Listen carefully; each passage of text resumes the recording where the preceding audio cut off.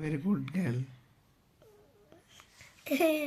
మొత్తం పప్పులా పడుకుంది. పైకి పాడమ్మా. I'm very good girl. టై బాయ్ అతిశయ్.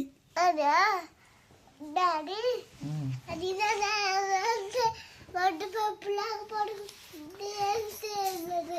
ముద్దపప్పు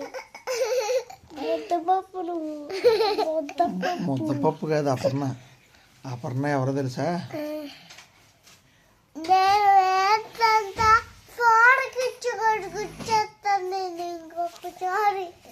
తప్పమ్మా అన్నయ్య కదమ్మా మన అన్నయ్య. డాడీ ఇది